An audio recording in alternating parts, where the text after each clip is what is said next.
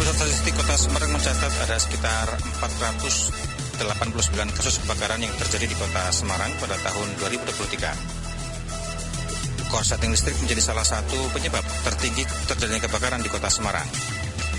Lantas, bagaimana upaya antisipasi dalam mencegah korsleting listrik? Simak perbincangan El Sinta dengan Sekretaris Dinas Pemadam Kebakaran Kota Semarang, Ade Bakti Aryawan, dan penanggung jawab teknik PT Sertikomlis, Uno Harsoyo, bersama saya, Indar Kustanto.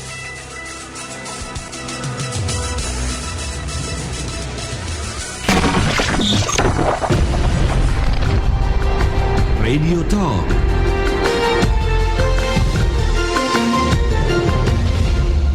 Dan mendengar pada kesempatan kali ini kita akan berbincang mengenai seperti apa sih edukasi kita. Karena menurut data BMKG bulan Mei, Juni ke depan kita akan masuk pada musim-musim kemarau. Yang kita tahu bahwa di sekitaran kawasan Kota Semarang ini intensitas hujan juga sudah mulai turun. Musim pancaroba sudah mulai berangsur-angsur berakhir sehingga nanti akan masuk musim kemarau. Dan musim kemarau itu akan identik sekali dengan yang namanya kebakaran. Nah, seperti apa sebenarnya edukasi yang bisa kita lakukan? Sudah bersama dengan kami, dua narasumber. Kita datangkan jauh-jauh ini. Yang satu artisnya Semarang, yang satu pakar kelistrikan di Kota Semarang. Saya akan sapa dulu, ada Mas Ade Bakti selaku Sekretaris Dinas Pemadam Kebakaran Kota Semarang. Mas Ade Bakti Aryawan, saya sapa. Halo Mas Ade, selamat. Halo Mas, selamat siang. Apa kabar, sehat? Alhamdulillah. Sehat ya, tambah ganteng sekarang, biru-biru. Ya, biru-biru, bukan parpol ini. Ini seragamnya Damkar. Ini seragamnya Damkar ya. Iya. Harusnya merah ya, kenapa biru ya? Merah untuk ini rescue. Penyelamatan. Ya. Yang untuk pemadaman itu pakainya biru. Oke. Kalau kita lihat postingan-postingannya sekarang memang sangat ini sekali ya, sangat konsen sekali dalam edukasi pemadaman kebakaran ya di Kota Semarang ya, soal-soal kebakaran dan sebagainya. Iya, karena begini, juru padam yang sebenarnya itu sebenarnya bukan petugas pemadam. Oke. Tapi masyarakat itu sendiri. Masyarakat itu sendiri. Betul. Oke, siap. Selain Mas Ade Bakti, saya juga undang, ini yang juga senantiasa menjadi mitra kita, ada penanggung jawab teknik PT Sertikomlis, Pak Uno Harsoyo. Halo Pak Uno. Halo. Salam sehat ya. Sama Pak Sandiaga Uno apanya? Ya, satu cucu Adam. Namanya? Satu kakek Adam. Namanya hampir sama ya? Hampir sama. Oke, baik. Nanti kita akan berbincang dari segi edukasinya, seperti apa sih sebenarnya persoalan pemadam kebakaran di Kota Semarang nanti dengan Mas Adi dan Pak Uno. Nanti kita juga akan ngobrolin soal edukasi bagi manajemen kelistrikannya ya Pak, siap. Termasuk tenaga listrik yang ada di Kota Semarang dan juga Jawa Tengah. Karena penting sekali ya. Pendengar juga boleh bergabung, silakan 024 764 89100 atau pesan singkat 0877 2110 9100. Saya akan ke Mas Ade Bakti terlebih dahulu untuk ngobrolin soal pemadam kebakaran di Kota Semarang. Saya kemarin sempat buka ini data di satu data Kota Semarang. Iya. Di data Kota Semarang itu tak lihat dari beberapa tahun sampai tahun 2023 itu proses kalau bahasanya itu saya sebentar sambil nyontek ya. Persentase pelayanan penyelamatan dan evakuasi korban kebakaran. Betul. Itu mengalami peningkatan ya, bahkan signifikan ya. Di tahun 2023 saya lihat agak tinggi itu diagramnya. Betul. Cukup meningkat. Apa yang terjadi dengan kondisi ini Mas Ade? Ya, 2023 itu karena ada efek ini cuaca La Nina apa El Nino itu ya, saya lupa La Nina. Itu memang cukup mengerikan, artinya banyak kebakaran yang bukan di pemukiman penduduk, dalam artian bukan berasal dari dalam rumah, tapi memang ilalang dan lain sebagainya, itu banyak banget waktu itu. Bahkan di data kami ini di tahun 2023 pemadaman itu ada 489 kejadian. 489. Di 2024 karena tidak ada efek cuaca La Nina itu kita hanya di 341 hanya.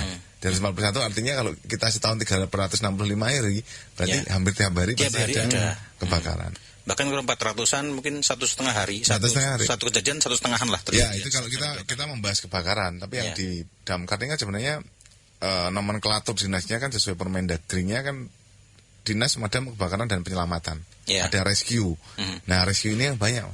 Bahkan di tahun 2023 lalu itu 1.100-an kejadian setahun. Tahun 2024 hampir 1.400. 1.100 ke 1.400 naik 300-an. 300-an. Kalau dibagi 365 hari, berarti sehari 3-4 kali kejadian. Tapi itu maksudnya tidak hanya kejadian kebakaran ya? Itu yang non-kebakaran. Non-kebakaran. Yang rescue, yang penyelamatan. Yang kebakaran tadi 341 di tahun 2024 yang lalu. Kalau secara geografis pemetaannya bagaimana? Pemetaannya ini dari data itu hampir semuanya merata. Dari 16 kecamatan misalkan ya, ini saya nyontek dulu karena nggak begitu hafal. Paling banyak dari tahun 2024 itu paling banyak ya berkorelasi berbanding lurus dengan kepadatan area pemukiman, perumahan ataupun kawasan industri. Ini yang paling banyak Semarang Barat di 48 kali kejadian dalam setahun. Urutan keduanya di Tembalang 44 kejadian dan urutan ketiganya di Genuk 34 kejadian. Keempatnya Ngalian, yang lainnya di bawah 20. Jadi ada 4 kecamatan itu yang memang kayak Ngalian ada kawasan industri di sana. Ada juga TPA, Jatibarang misalkan. Kemudian Semarang Barat ya sama, ada kawasan industri, ada pemukimannya juga padat. Jadi berkorelasi dengan itu. Makanya saya masuk di Damkar di 2023 bulan Agustus 2024 itu teman-teman kami ada 4 bidang. Salah satunya selain bidang tadi yang pemadaman operasional dan penyelamatan, kami concern hari ini kedua bidang. Satu bidang pencegahan sama satu bidang berdasi mas. Ada satu lagi bidang Sarpas. Sarpas itu yang ngurusi Sarpas kami lah. Ada 2 ini yang concern. Satu pencegahan. Tahun lalu kami sepakat di internal dinas, kami target dalam setahun itu harus ada 600 gedung yang kami periksa kelayakan alat proteksi kebakarannya. Aparnya ya? Nggak hanya apar. Kalau hotel ada sprinkle macam-macam lah jenisnya. Iya. Termasuk alarm dan lain sebagainya. Tahun 2025 ini kami push lagi menjadi 1.200 2 kali lipat gedung. Iya, 2 kali lipat. Bahkan timnya ada 5 tim yang setiap hari memang keliling. Jadi sibuk terus nih, tiap hari pasti akan berkeliling. Karena kami sadar, saya sadar, dan teman-teman sadar bahwa infrastruktur yang kami punya itu, kami belum sehebat Surabaya, kami belum sehebat Medan, kami belum sehebat apalagi Jakarta. Secara infrastruktur, karena memang alat perlengkapannya ini sangat mahal sekali. Ya kami tidak tahu sejarah-sejarah apalah, tapi kita nggak boleh, saya sampaikan ke teman-teman internal, kita nggak boleh berpangku tangan nih, terus alasan wah nggak ada alat proteksi, nggak ada ini, nggak ada perlengkapannya, sudah uzur tua-tua ya, tapi kan kita harus tetap gerak supaya apa tadi, kita pengen meminimalisir kejadian tadi yang tahun ini 341 kebakaran.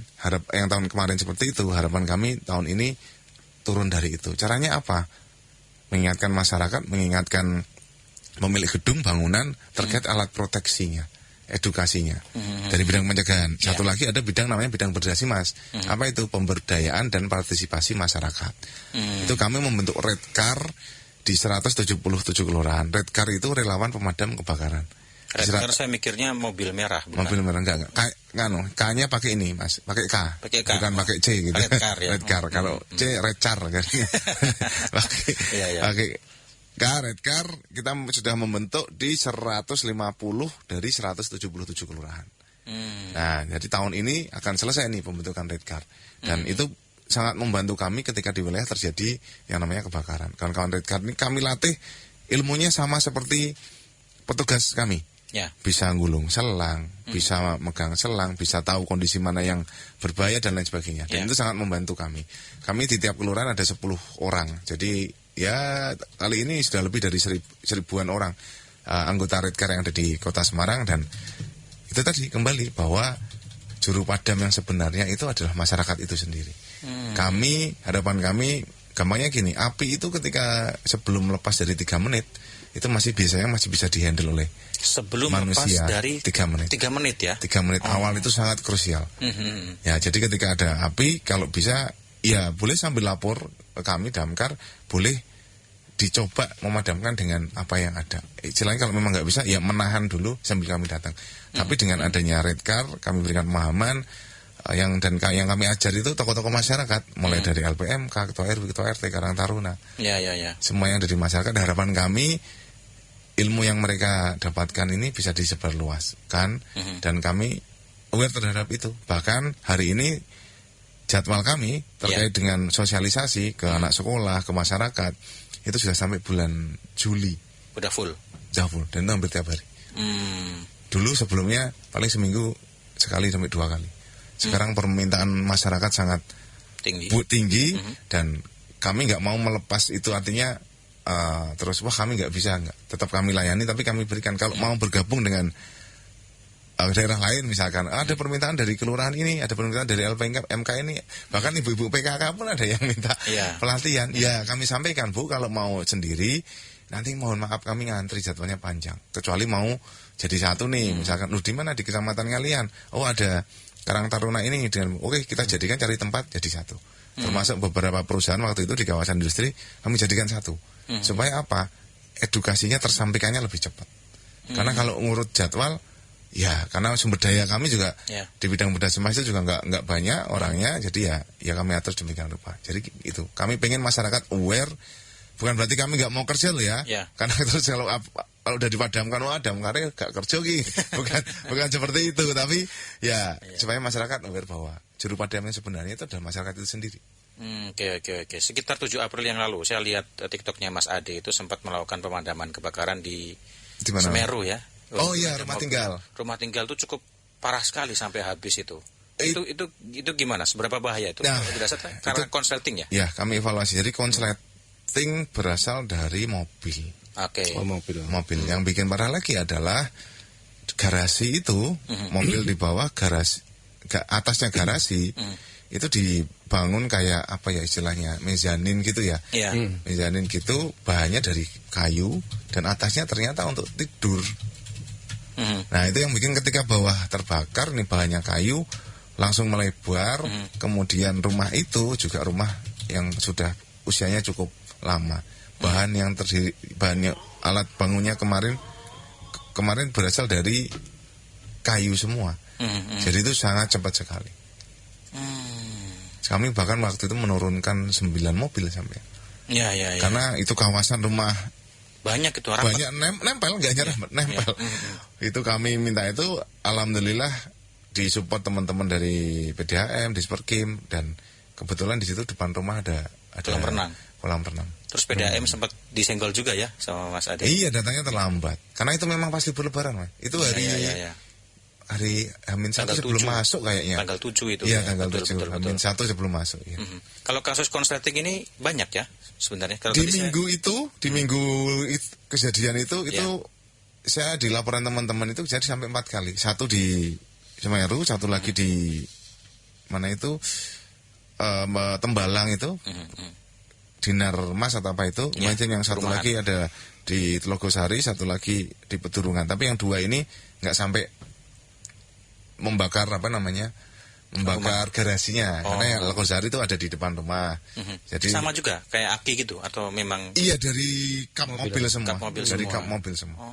Bahkan yang di Telogosari itu dini hari laporannya jam 1.21. Iya. Kalau yang konsleting secara umum karena listrik dan sebagainya? Pernah.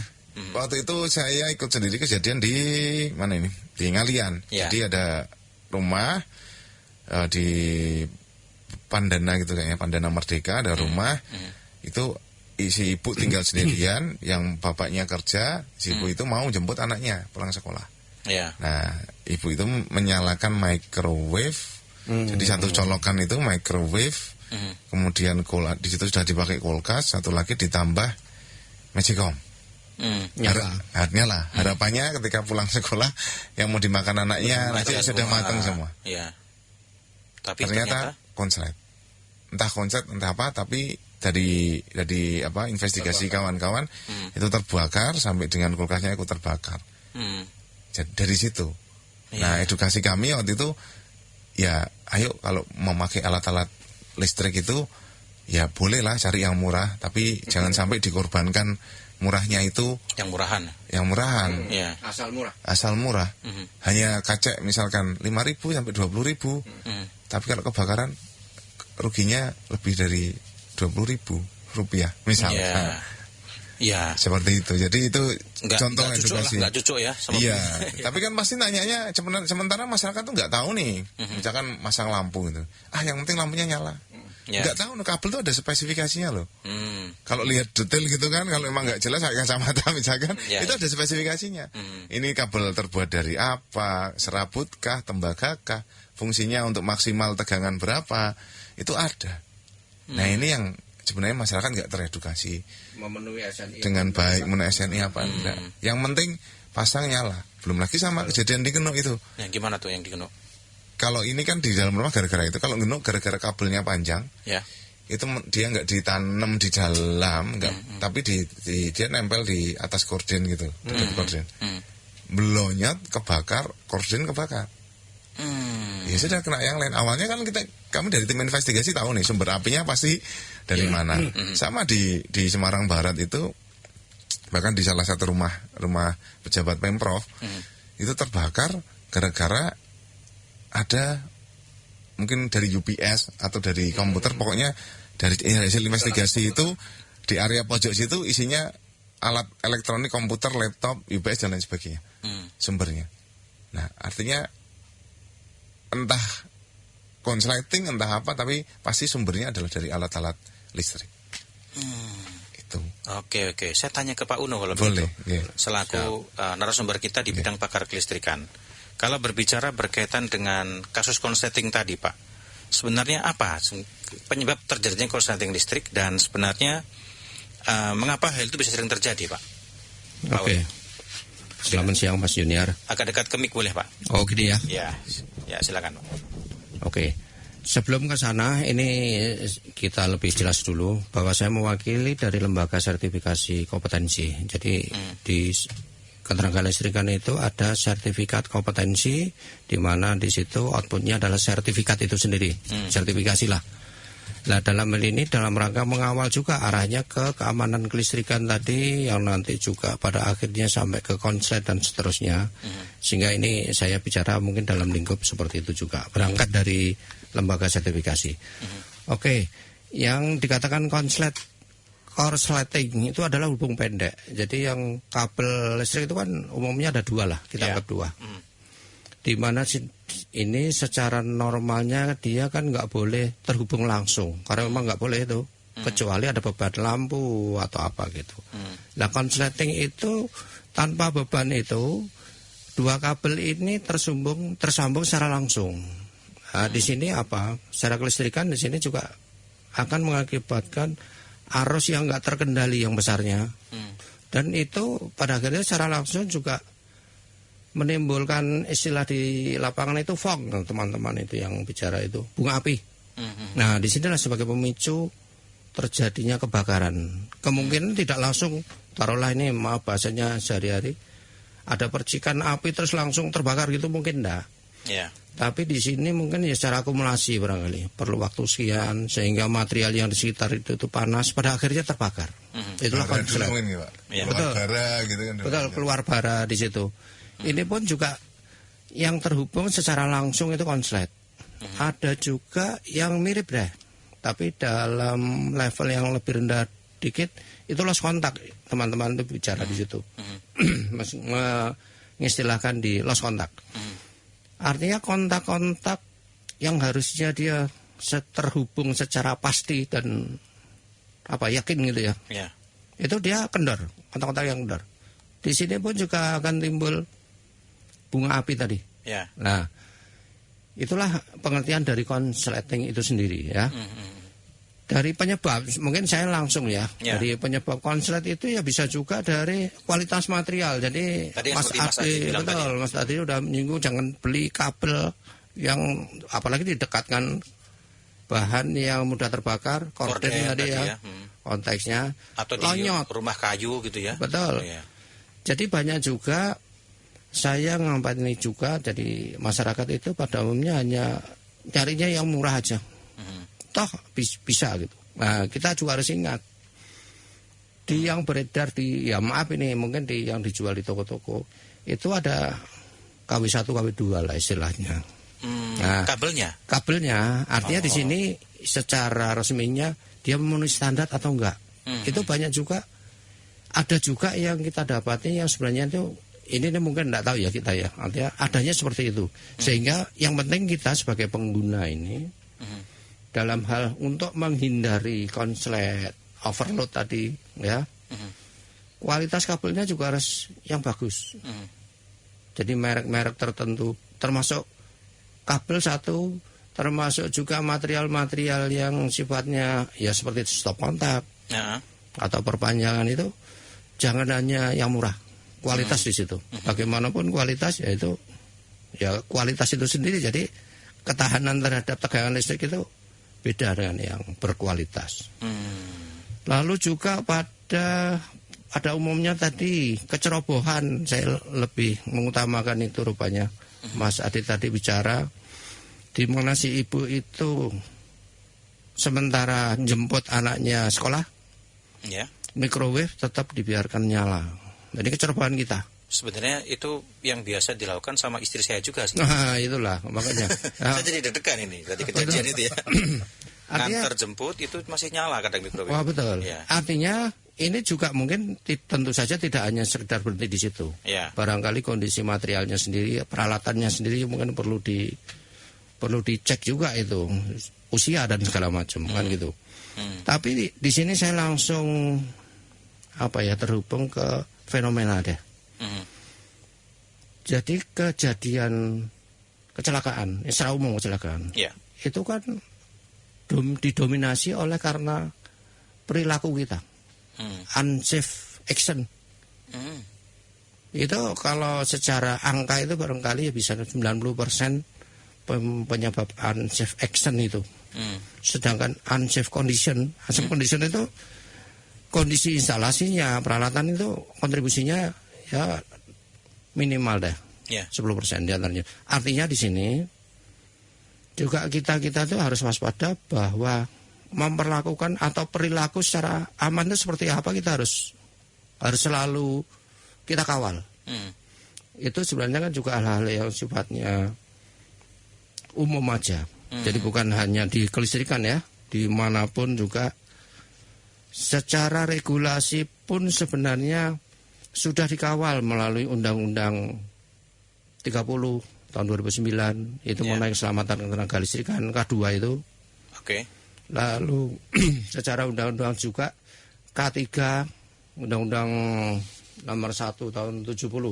Ya, itu tapi artinya kita nangkapnya sebagai masyarakat ini juga jangan terlalu undang-undang minded. Yang penting undang-undang itu hanya ngawal secara formal aja. Yang penting kita punya pedoman sebagai masyarakat, Damkar juga sebenarnya juga bisa berpedoman ke sana, begitu ya. Dan lebih dari itu, kita nangkapnya undang-undang tadi itu sebenarnya kebutuhan kita. Artinya jangan nangkep itu sebagai kewajiban yang harus dilaksanakan. Contoh aja yang sederhana, kalau kita pakai helm karena peraturan, itu ya sudah kita berhenti sampai di situ. Artinya mengabaikan keselamatan. Akan beda kalau kita pakai helm itu memang merupakan kebutuhan kita, beda. Dalam hal keamanan di kelistrikan juga demikian. Mungkin sementara itu Mas Januar dari saya, barangkali nanti nambah sambil jalan. Iya, Junior Pak, jangan salah panggil. Oh, siap. Mas Junior. Nanti buburnya tambah. Ganti nama bubur merah putih. Siap. Berkaca dari yang disampaikan oleh Pak Ulu tadi, Mas Ade, itu berarti dalam perspektif Damkar sebenarnya bagaimana seharusnya listrik itu digunakan dan dikelola agar kemudian ini tidak menimbulkan kebakaran. Ya, yang mau saya tanya dulu tadi kan semuanya kayaknya gara-gara bunga api ya Pak. Ya. Yang mau saya tanya, bunga api itu cantik apa enggak Pak? Cantik tapi bahaya. Cantik tapi bahaya kayak bunga api gitu. Ya ini Mas, artinya edukasi kami kan tugasnya, kami berharap itu kalau dari sisi Damkar jangan sampai kami bekerja sudut pandangnya. Itu pun masyarakat pun sudah memahami. Jangan sampai truk damkar itu keluar dari kandangnya. Selain satu ngisi solar ini atau perbaikan, tapi jangan sampai keluar. Nah, seperti apa? Ya edukasi seperti ini. Edukasi masyarakat kepada masyarakat terkait listrik. Kita nggak bisa lepas dari listrik. Mati lampu aja udah kita susah. Nah, tapi penggunaan itu termasuk, nah saya nih yang kurang paham nih, regulasi orang jualan alat-alat listrik. Gimana tuh? Regulasinya tuh apakah mereka juga akan mengarahkan? Misalkan nih, ini saya sebagai orang awam nih, kan orang, Pak, saya mau beli kabel listrik. Untuk apa? Paling pertanyaannya hanya gitu kan. Untuk lampu. Pasang lampu gitu doang ya. Padahal kadang nggak ditanya. Suatu ketika, saya pernah nih pengalaman saya sendiri, Pak. Okay. Saya beli, terus orang yang biasa ngurusin rumah juga beli. Kabelnya sama nih, merah hitam kan. Merah hitam. Yang saya beli waktu itu di istilahnya di apa sih namanya, Pak, disobek ya, di kelokop itu lah ya. Di kelokop itu yang mau saya ini pakai tangan kok bisa yang ini. Nah, sementara karena yang orang ngurusin rumah ini dia memang sering ngurusin listrik. Ketika beli, loh, Mas, aku wis tuku. Jadi saya bilang, Mas, aku wis tuku. Yang ini mana, Pak? Putih tak lihatin. Loh, Pak, itu beli berapa? Ya enggak tahu, saya nanya buat lampu. Gitu dikasihnya iki ya, Mas. Loh, harusnya yang ini. Ya bener ini. Ketika buka, loh kok susah ya. Ya ini yang seharusnya seperti itu. Berarti paling gampangnya indikatornya yang ketika artinya saya melihatnya kalau terkait kelistrikan, apalagi kebakaran terkait listrik, ya berarti dari hulunya ketika orang mau masang, terus dari toko listriknya, edukasi ini juga harus jual, gak sekedar jual, tapi harus mengedukasi juga ke masyarakat. Kalau sudah kejadian kebakaran, baru kami tugasnya bagaimana api itu padam, mengurangi resiko kerugian ke masyarakat. Tapi yang paling penting adalah sebenarnya edukasi itu sendiri. Kalau kami edukasinya kepada masyarakat adalah bagaimana cara memadamkan. Yang di rumah nih, misalkan ibu harus ada namanya istilahnya apa ya, handuk basah. Untuk ya gampangnya handuk basah, tapi di toko-toko ini sekarang udah dijual handuk khusus pemadam kebakaran. Itu namanya apa istilahnya, saya lupa. Itu kemudian kalau perlu lagi di rumah tangga harus ada apar minimal yang kecil lah.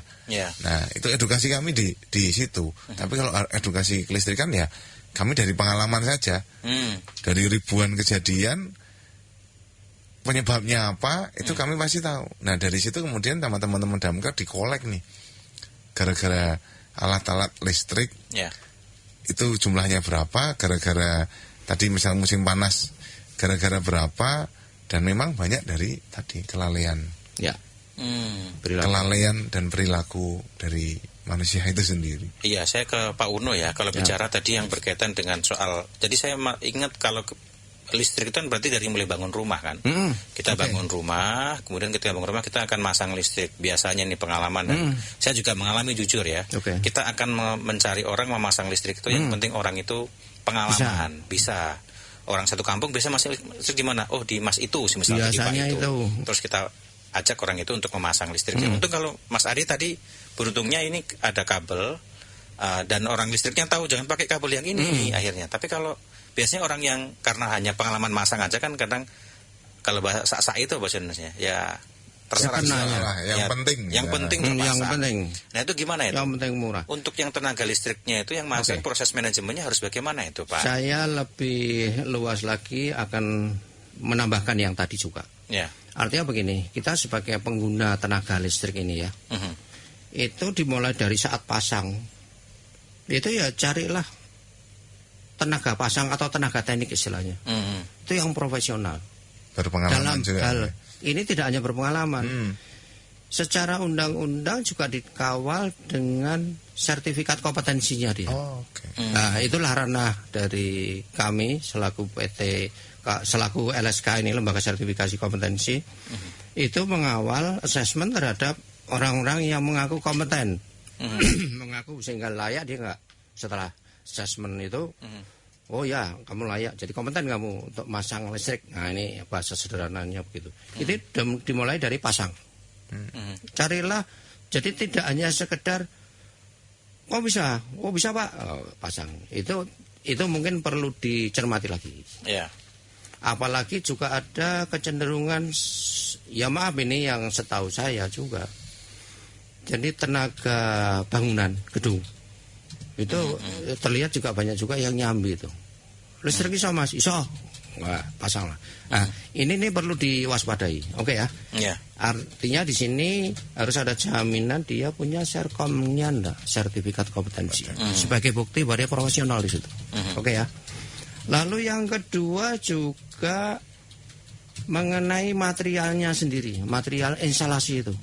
Jadi setelah dipasang, tapi materialnya juga kita harus cermat dong. Kembali ke yang disampaikan Mas Adi tadi. Yeah. Kualitas. Kualitas. Di sini secara resmi juga ada standarnya SNI. Bahkan di situ juga ada simbol LMK. Artinya mungkin secara sederhana masyarakat itu paling tidak lihat di situ ada tertera SNI enggak. Seperti halnya kita beli helm. Tapi di kabel listrik itu ada juga tambahan LMK. Artinya barangkali saya kembali ke Mas Adi sampaikan tadi yang mungkin hanya dipakai kuku itu udah bisa. Nah ini barangkali tidak termasuk yang SNI. Atau paling tidak kalaupun ada tulisannya SNI itu ya perlu dipertanyakan. Apalah. Berarti harus bilang kalau kita ke toko listrik bilang mau beli kabel yang ada SNI-nya. Betul ya. Biasanya itu ada kecenderungan merek yang populer, tapi tentu saya nggak menyebutkan di sini. Iya. Jadi kecenderungan. Jangan Pak, malah iklan nanti Pak. Wah betul, nanti harus ada yang bayar. Artinya merek ini AB itu kecenderungannya ada. Nah, itulah.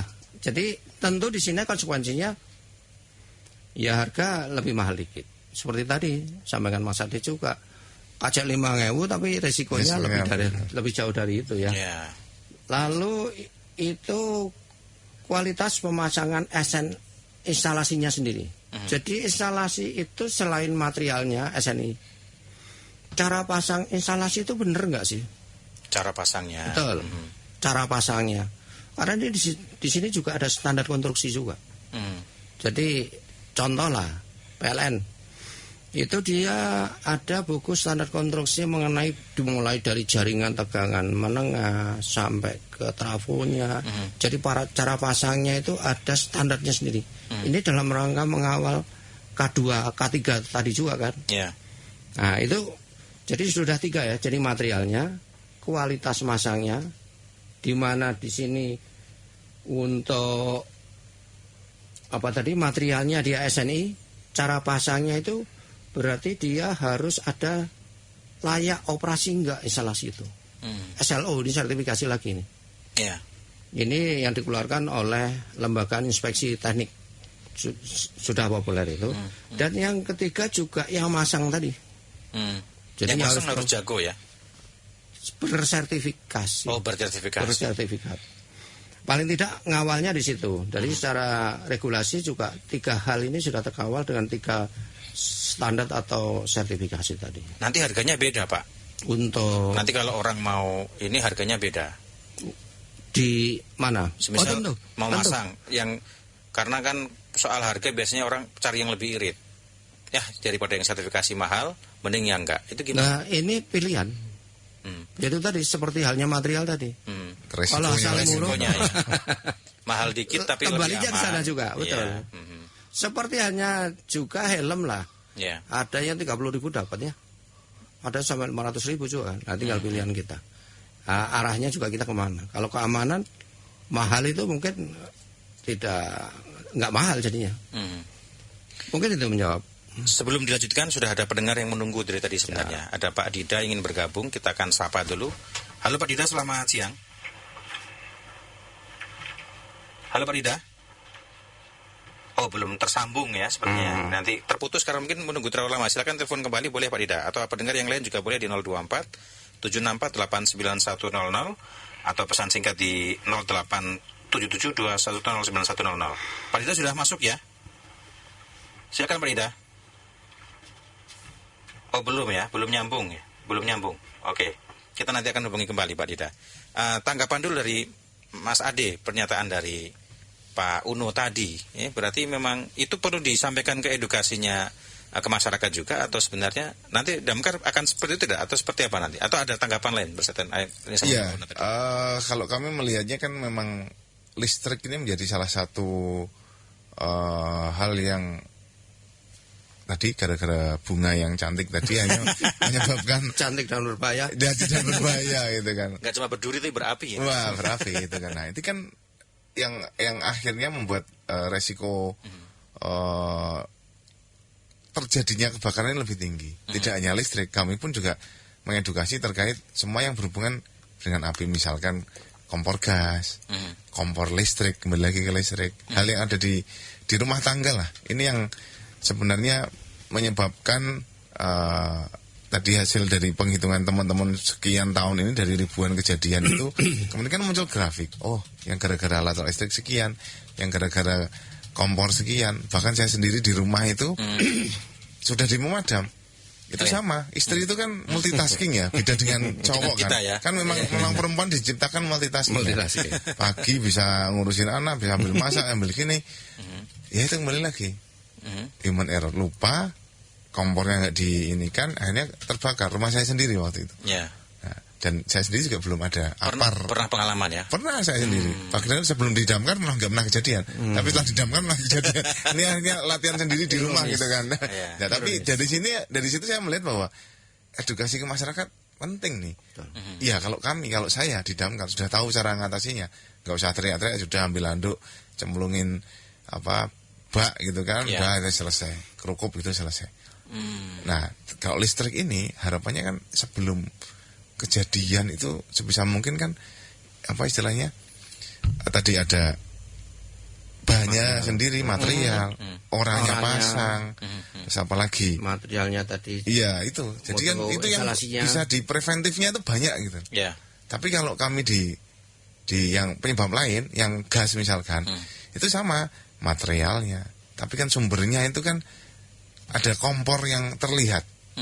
Artinya beda dengan listrik nih. Betul. Kompor gas itu kan terlihat nih. Jaraknya paling kan enggak lebih dari 2 meter. Kelihatan yang yang bahayanya di mana kelihatan. Jadi kalau terbakarnya misalkan terbakar di sana, di selangnya, ya sudah dimatiin regulatornya lepas. Kalau sudah nyamber yang lain sekitarnya, ya tadi dengan alat seperti itu selesai. Kalau listrik kan enggak. Sumbernya di mana kita nggak tahu. Harus matiin pun ketika kami kejadian ada tewanan PLN, laporan di 112 itu PLN pasti langsung respon. Area pasti dimatikan dulu. Yang penting fokusnya dipadamkan dulu. Setelah selesai baru tim investigasi datang, penyebabnya apa. Nah, dan di lokasi itu langsung biasanya teman-teman langsung manggil tokoh. Kita ambil dibuat BAP, ini loh penyebabnya tuh alat-alat listrik. Contoh tadi misalkan gara-gara ada Magicom, ada ini nyolok bareng di apa namanya steker atau apa sih? Iya, stop kontak gitu kan. Colokan. Nah, di colokan penyebab seperti itu, tokohnya masyarakat kami beritahu di BAP, nanti hasilnya kami kirimkan supaya jangan sampai terjadi, minimal di lingkungan yang sudah terjadi itu tidak terulang lagi. Nah, dari situ tugas kami lewat media, yaitu tadi data ini biasanya kami publish tahun sekali, kami publikasi, ini loh penyebabnya tahun lalu tuh paling banyak ini.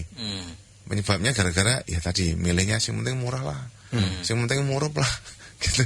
Nah ini yang membuat orang akhirnya yang penting nanti misalkan rusak ya beli lagi yang murah. Seperti itu terus yang akhirnya resikonya kan di rumah itu tambah banyak perilaku. Misalkan colokan kayak gini, lebih aman itu dibikin lagi sebelahnya daripada pakai aman lah. Nanti kalau enggak saya bawa apar gitu kalau enggak, daripada harus pakai kabel kita bikin lagi sendiri perpanjangan itu kan kadang yang penting inilah, yang penting udah jadilah. Ada yang bahkan yang merangkai kan. Kalau di tukang listrik itu saya pernah, Pak tolong dirangkaikan 2 kali saya bikin. Kadang kan pas sama teman-teman itu harus anak-anak harus ngerjain video, ngedit itu harus di kafe di apa gitu kan, colokannya kadang jauh banget. Tarik 2 kali bikin di toko listrik. Tak bandingkan itu Pak. Yang satu di toko listrik ini, kemudian yang satu lagi karena posisi ada di jalan, minta tolong dibikinkan. Karena nggak beli, kalau mau beli kan batasnya hanya 5-10 gitu kan. Ini bikin yang agak panjang sekalian. Nah, itu 2 hal itu pun berbeda. Padahal kita requestnya, Pak bikinkan aja. Yang colokannya berapa? Yang 4 aja Pak. Dibikinnya loh ini beda, kabelnya beda. Kok ini lebih besar ya? Yang ini lebih kecil ya? Padahal bayarnya sama misalkan. Nah kembali lagi ke situ. Tapi lebih aman sebenarnya dengan hal seperti ini, Pak. Kalau nggak salah. Permanen itu menurut ya pengalaman dari teman-teman itu lebih aman. Apalagi sekarang ada pakarnya, kayaknya lebih aman. Ya. Ada mungkin pendengar. Mas Junior mau dicoba. Boleh. Takut terus saya, Pak. Ada pendengar dulu yang mau masuk ya. Tadi sudah menunggu ada siapa tadi? Pak Dida ya. Kita akan sapa Pak Dida. Selamat sore. Selamat sore Radio Cinta. Selamat sore. Pak Dida di mana? Di Budak Payung, Pak. Budak Payung ya, silakan Pak. Selamat sore Pak Uno. Selamat sore Pak Dida. Selamat sore juga Mas Blangwir. Iya. Salam kenal Mas. Salam kenal. Ini bukan kipernya timnas Brasil bukan ini? Silakan. Terima kasih untuk waktunya. Untuk yang pertama kepada Pak Uno dulu Mas. Mas. Siap, Mas. Ya, silakan. Pak Uno, saya ini kan juga sebagai teknisi untuk freelance ya Pak Uno ya. Oke. Nah, teknisi freelance itu pekerjaan saya tuh dapat dari bos borong. Oke. Bos borong itu kan tidak pernah Pak Uno untuk menanyakan kamu punya sertifikat enggak? Ya. Kamu punya enggak? Salah satunya begitu Pak. Okay. Mohon maaf ini Pak Uno. Memang di bos borong itu saya membangun untuk di kos-kosan, di rumah tangga. Itu pun memang semua itu SNI Pak Uno. Nanti terima kasih. Apakah saya kalau mensertifikasikan diri ke Sertikomris itu untuk per titik saya itu apakah ada kenaikan, ada harga tawar yang lebih tinggi? Maksudnya? Maksudnya tuh selama ini kan per titik itu saya dihargai 100 sampai 150. Itu kan untuk memborong mereka yang tawar dengan saya Pak Uno. Dan apakah saya mensertifikasikan diri untuk jadi Sertikomris punya sertifikat, apakah tawaran saya lebih tinggi? Okay. Jadi Pak Dida ini belum punya sertifikasi atau gimana? belum Pak. Kayaknya banyak yang kayak Pak Dida ya. Iya. Dan apakah di Sertikomris itu punya ikatan dalam arti saya mau sertifikat ke Sertikomris, apakah ada ikatan? Mas, besok kalau saya sudah punya sertifikat komplis itu bisa menghubungi Pak Uno. Pak Uno ada pekerjaan nggak Pak Uno? Mas, itu ada pekerjaan sana Pak Uno. Nah, apakah keuntungan saya ada di situ? Yang kedua tersebut, mohon maaf ini Pak Uno, saya juga ingin pekerjaan ya. Jadi kan apabila siap ada menjawab. Yang untuk Mas Blangwir Mas, yang untuk Mas Blangwir. Namanya Mas Ade loh. Mas Ade, Mas, kalau saya itu yang jenengan katakan di Pandana Merdeka, di Ngenu itu kejadiannya itu kalau sering ke listrik ya Mas, kalau ada kebakaran pasti saya tuh sangat prihatin apabila memang kalau ada kebakaran tuh ujung-ujungnya konsleting. Padahal kita seperti Pak Uno kan kita sudah tahu di listrik itu ada pembatas Mas, ada batas MCB, itu yang lebih canggih lagi LCB Mas. LCB itu kalau nggak ngontak itu anti stroke Mas. Kalau dia kontak saja dengan 0 yang misalnya stroke itu sudah jatuh sendiri, sudah menutup. Apabila kalau yang saya prihatin, apalagi gedung-gedung tinggi, banyak yang di kepolisian itu akibat konsleting listrik. Kemungkinan kalau saya yang pekerjaan saya selama ini Pak, selama SNI ada, ILCB ada, MCB ada, pengamannya sudah komplit Mas. Itu sepertinya itu Pak. Yang dikatakan jenengan di Pandana Merdeka itu colokannya banyak. Kemungkinan itu mungkin terbakarnya mungkin dari alatnya, bukan dari tentu untuk itu Pak. Dari alatnya bukan dari instalasinya ya, berarti gitu maksudnya Pak. Betul Mas Ranggir. Terima kasih. Mohon maaf apabila tutur kata yang salah Mas. Tidak ada yang salah. Selamat sore. Assalamualaikum warahmatullahi wabarakatuh. Assalamualaikum warahmatullahi wabarakatuh. Terima kasih. Mungkin ke Pak ini dulu ya. Saya dulu ya. Ya boleh. Ini Pak Dida tadi ya. Iya betul. Pak Dida, pertama tadi kalau saya boleh mengulang pertanyaannya itu, kalau saya punya sertifikat kompetensi, apa harga saya itu jadi naik gitu ya? Itu pertama tentu saya itu ranahnya Mas Dida sendiri, kita nggak bisa menjamin untuk kenaikan harga itu situ. Artinya kita dari sertifikasi kompetensi ini seolah-olah identik dengan surat izin mengemudi tadi. Yeah. Artinya dia secara legal formalnya itu dia dinyatakan kompeten dalam hal listrik. Saya rasa mungkin itu jawaban saya. Jadi enggak tentu dari Sertikomris ini tidak bisa menjamin apalagi menjanjikan yang sifatnya kamu nanti kalau sudah punya Serkom, hargamu pasti naik. Enggak, tentu tidak sampai ke situ. Itu tentu konsekuensinya hanya sampai situ ya. Itu mohon dimengerti seperti itu. Dan yang kedua tadi Pak Dida ini menanyakan juga apakah nanti kalau saya punya Serkom dan Serkomnya itu saya menempuh sertifikasi di PT Sertikomlis, kalau ada pekerjaan itu apakah ada keberlangsungan pekerjaan saya yang mungkin order saya istilahkan itu dari Sertikomlis ada enggak? Tentu bukan ranah kami di situ. Tapi ya ini bukan barangkali secara personal, secara pribadi kalau tahu misalnya saya gitu Uno gitu ada kerjaan di situ, kebetulan saya kenal Pak Dida, barangkali ya boleh-boleh saja. Tapi secara institusi resminya gitu tentu nggak ada kesananya. Oke. Mungkin cukup Pak Dida ya. Saya sebelum ke Mas Ade, ada Mbak Iza di Ngalian ingin bergabung juga ya. Kita akan sama Mas. Mbak Iza silakan. Iya, halo. Iya, silakan Mbak. Ini saya mau sharing tentang permasalahan rumah saya. Jadi rumah saya itu di awal tahun kemarin pernah mengalami konsleting, istilahnya itu. Jadi sering mati-mati dan itu udah ditangani teknisi dari PLN langsung berulang kali selama berbulan-bulan, kurang lebih 3 bulan. Nah itu belum ketemu apa masalahnya. Terus setelah berkali-kali datang, itu waktu itu ada seminggu 2-3 kali datang. Terus setelah dicek itu ternyata trouble-nya ada di atas. Jadi di atas rumah itu masih cor-coran dan cor-corannya itu ditemukan ada kabelnya. Jadi kabelnya tidak dilapisi dengan pelapis kabel, jadi langsung dicor. Gitu. Akhirnya? Nah akhirnya juga jadi teknisinya buat ini saluran lagi. Ganti kabel lah. Ganti kabel ya? Iya. Bikin saluran baru gitu ya di luar gitu ya? Iya betul. Yang ditanyakan atau hanya pernyataan ini? Itu bahaya apa tidak gitu ya Mbak Iza? Iya betul.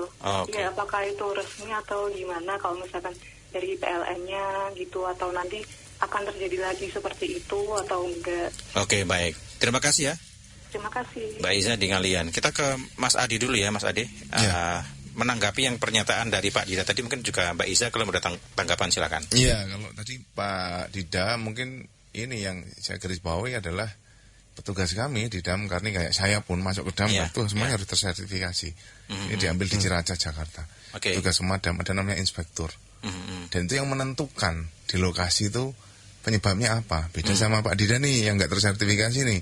Kami semua petugas damkar tersertifikasi. Dan ketika ada kejadian pasti tim PLN pun ikut di lokasi.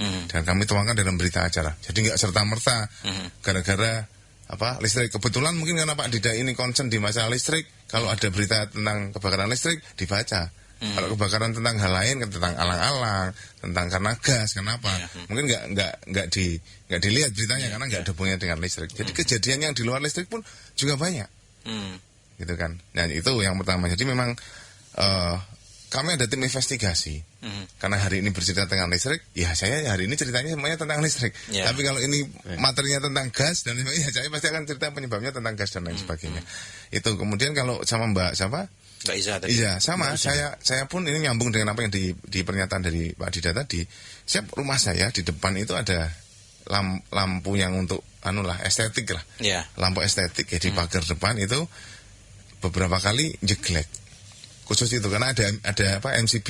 Ya, jadi MCB itu kok lampu depan nggak pernah bisa dinyalain. Kalau lampu depan nyala, itu yang rangkaian lampu depan sampai garasi kok mati. Nah, akhirnya saya runtut satu persatu. Ini yang kabel yang sini, oke, coba lampunya tak matikan yang sini. Oh, masih jeglek. Akhirnya ketemu. Ternyata tadi rangkaian yang ada di dalam kabel, maaf, di dalam dalam tengah.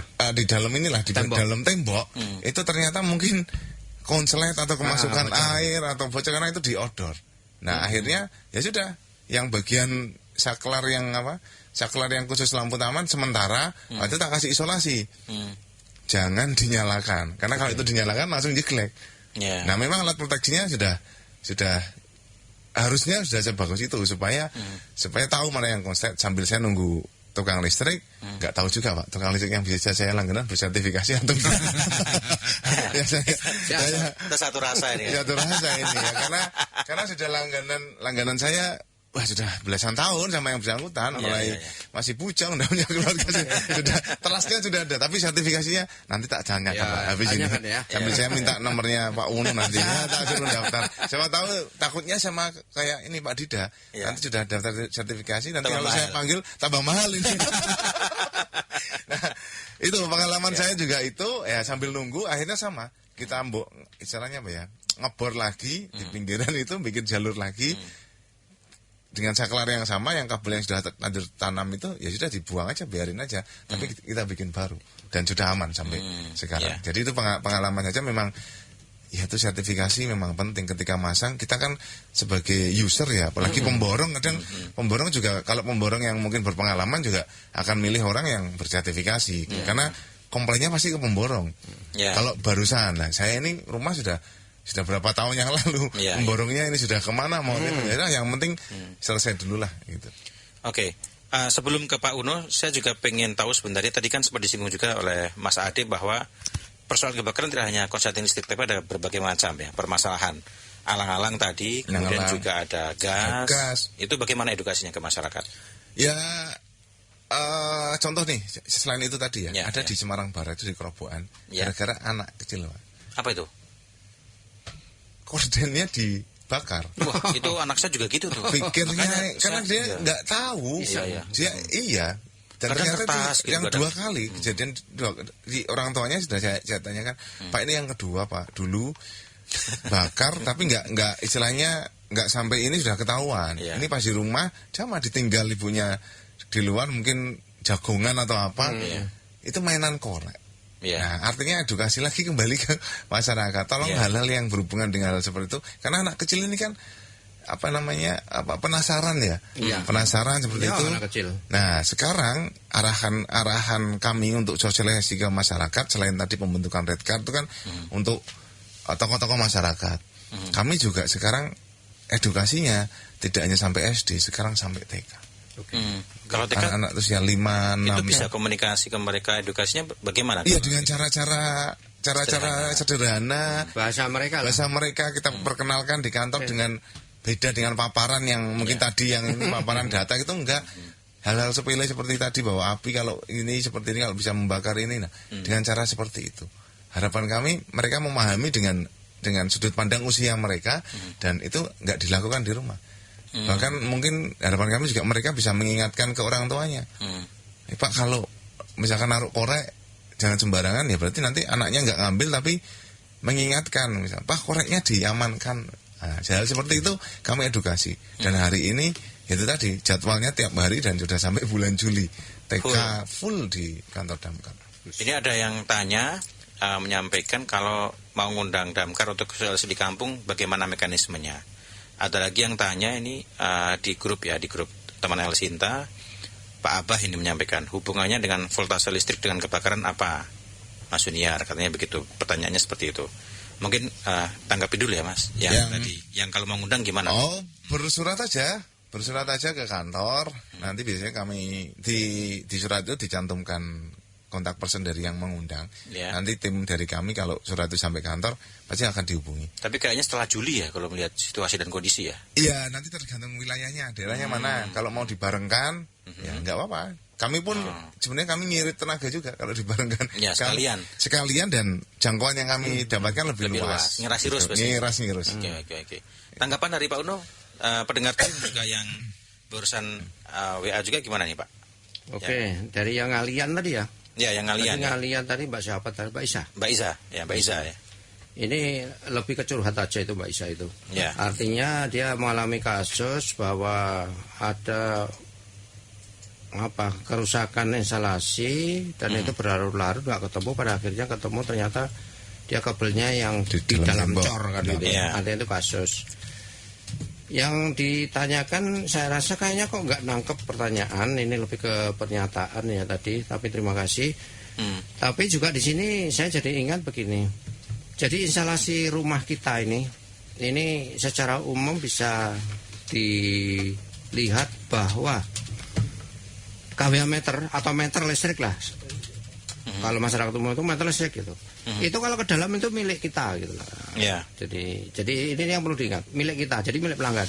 Nah, sementara yang meter ke atas termasuk meternya itu adalah milik PLN. Artinya di sini di meter itu sendiri kan sudah disegel itu. Itu kewenangan legalnya itu di sisi PLN. Nah, tergantung dari kasus apa masalahnya tadi, gangguan tadi ada di sisi mana. Kalau di sisi milik kita, ya panggillah orang-orang biro teknik tadi. Jadi nggak perlu ke PLN. Sebenarnya itu tidak ke PLN. Yeah. Nah, sementara yang kalau sebelum meter itu dipanggillah PLN. PLN yang sebelum meter. Sebelum meter. Oh, kayak kabel yang besar gitu ya. Kabel sambungan rumah istilahnya. Ya, SR ya. Itu. Mulai KW meternya itu sendiri. Ada istilahnya apa namanya itu yang PTL? Iya, benar. Namanya apa, Pak? Kalau SR. Yang SR ya. Yang dua itu. Enggak, yang kalau yang permasalahannya yang kalau kita mau ngurusi listrik kan ada yang tenaga ahli itu yang PTL ya namanya. Biro teknik. Oh iya. Itu di luar PLN. Mungkin itu untuk Pak Isa, terus dari pendengar grup tadi ya. Ya, apa hubungannya apa? Kaitannya apa tegangan dengan konslet gitu ya? Ya. Tentu sangat terkait. Tadi kan dari konsleting itu adalah timbulnya arus yang nggak terkendali. Ya. Itu pun dari Pak Dida tadi juga. Sebenarnya kan proteksinya udah kerja tentu, tapi ini kasus-kasus tertentu. Ini yang kita bicarakan itu kan seolah-olah menyampaikan proteksi itu ada apa tidak. Maaf, jadi konsleting di sini istilahnya juga ada yang adiknya konsleting tadi yaitu lost kontak tadi yang sambungannya kurang kenceng gitu. Ya. Nah, termasuk itu kadang-kadang sering-sering yang sifatnya lost kontak tadi nggak terdeteksi oleh proteksi yang ada MCB misalnya. Karena di situ nggak timbul arus secara langsung. Arusnya normal, cuma dia continue terus menerus. Nah, di situ timbul bara menjadi api. Melonyot tadi mungkin kabel gitu. Kabelnya mungkin melonyot. Melonyot tadi ya terkait kualitas lagi material ya dan seterusnya. Oke.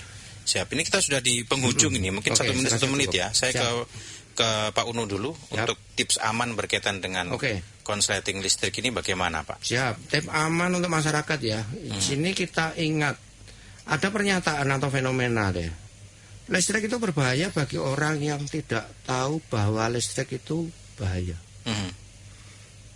Artinya di sini juga listrik itu bahaya loh. Iya. Tapi itu bagi orang yang nggak tahu bahaya listrik. Karena banyak juga masyarakat itu, oh nggak apa-apa kok, oh bisa kemarin bisa. Nah, yang kayak gitu itu tuh menyepelekan itu yang itu harus kita ingat. Oke. Jadi anggap listrik itu memang berbahaya sehingga kita harus hati-hati sehingga kelanjutannya kalau kita ragu-ragu tentang listrik ya jangan mainan listrik karena nggak kelihatan itu mana yang gigit mana yang enggak. Artinya kalau mesin itu kelihatan dia yang bergerak itu yang bahaya. Kalau listrik itu yang menggigit dan tidak itu sama-sama diam dia. Nah ini perlu tenaga yang benar-benar dia tahu tentang listrik. Balik lagi Serkom tadi. Lalu juga pastikan material yang berkualitas. Jangan asal murah ya. Tadi udah disampaikan juga. Jangan menyerahkan ke pekerjaan instalasi itu ke sembarang orang tadi. Kembali lagi itu tadi ya. Lalu jangan ceroboh dalam penambahan ini tadi sudah disinggung juga. Soket ini apa? Soket ini yang cocokan T misalnya gitu. Ya. Banyak juga ada juga yang kita lihat itu T sampai 2, 3 ada T di T lagi lah itu. Sama yang tinggalin tadi gara-gara itu. Nah, T berlapis. Itu Pak Ade udah menyinggung tadi. T berlapis jadi T. itu dihindari ya. Jangan disepelekan hal-hal yang begitu. Artinya ini kita pencegahan loh ini. Lalu juga jangan menggunakan peralatan listrik yang kondisinya jelas rusak. Jadi udah agak ragu-ragu, udah buang aja lah. Ini nyawa taruhannya, anggap aja nyawa taruhannya. Oke, baik. Lalu hindari penggunaan listrik di tempat yang lembab. Jadi yang kira-kira lembab itu jangan mainan listrik di situ. Ini lembab. Apalagi dekat listrik. Lalu jaga kebersihan kerapian instalasi. Jadi kalau ragu-ragu kok ini reget atau kotor gitu ya, itu jangan diteruskan itu. Lalu yang terakhir itu mungkin bisa saya sampaikan, gunakan listrik secara bijak ya. Dimatikan kalau nggak digunakan. Karena kita nggak tahu itu kalau dia pas nyala dan kita kemana gitu, apa yang terjadi. Jadi sebaiknya jangan spekulasi. Oke, kalau Mas Ade ada himbauan dan pesan untuk pendengar El Sinta ini mau masuk musim kemarau harus bagaimana dan seperti apa dan ada penekanan apa kira-kira Mas Ade? Iya, listrik ini hanya salah satu dari sekian banyak penyebab kejadian kebakaran. Ya. Ya, jadi saya pesan ke masyarakat Semarang, sebentar lagi musim kemarau dan lain sebagainya lah. Tapi kembali lagi yang saya tekankan di awal adalah sebenarnya juru padam sebenarnya itu adalah masyarakat itu sendiri. Ini underline sekali nih. Juru padam sebenarnya adalah masyarakat itu sendiri. Juru padam baik sebelum kejadian ataupun setelah kejadian. Sebelum kejadian apa? Kalau terkait listrik, Pak Uno ini tadi yang di kita hari ini wah banyak sekali nasihat-nasihat tentang listrik. Pegawan pegawan. Ini penting. Ada lagi yang lain. Pesan saya itu terus yang terakhir, kalau mau edukasi dengan damkar, monggo silakan bersurat diundang. Tapi hari ini ada yang penting, handphone itu sudah bisa dipakai untuk belajar edukasi. Banyak ribuan video yang dibuat oleh baik dari damkar se-Indonesia terkait hal-hal listrik, gas, macam-macam lah. Itu sudah ada semua di situ. Silahkan dilihat dan kalau memang mau dipraktekkan sendiri, jangan sendirian. Paling enggak bareng-bareng. Jadi kalau ada hal-hal yang terjadi, kayak tadi misalkan listrik itu berbahaya untuk yang orang yang tahu bahwa listrik itu berbahaya. Nah, contoh seperti itu. Artinya harus ada yang mengawasi. Ya boleh lihat dari seperti itu, boleh, tapi kalau memang mau lebih expert lagi dengan kawan-kawan kami yang ada di damkar, silakan diundang. Nanti kita kasih edukasi dan belajar bersama-sama. Oke, baik, terima kasih Mas Ade sudah mampir kembali. Ini yang ketiga kali ya mampir ke El Sinta. Oh iya, dapat payung dah ini. Dapat kelas. Dan Pak Uno terima kasih ya. Ya sudah senantiasa kita repoti untuk datang juga ke El Sinta untuk ngobrolin soal edukasi ini. Senang hati. Ya, dan demikian pendengar dan juga netizen Radio Talk, perbincangan kami bersama dengan dua narasumber, yakni Sekretaris Dinas Pemadam Kebakaran Kota Semarang, Mas Ade Bakti, atau biasa dikenal sebagai Mas Belangwir, diingatkan oleh Pak Triyono tadi, dan juga satu lagi. Nasi goreng. Jangan disinggung di sini Pak, mohon maaf ya. Nanti beda topik lagi Pak. Dan juga satu lagi ada penanggung jawab teknik dari Sertikomlis, Pak Uno. Selamat sore, sampai jumpa. Amin. El Sinta Semarang News and Talk.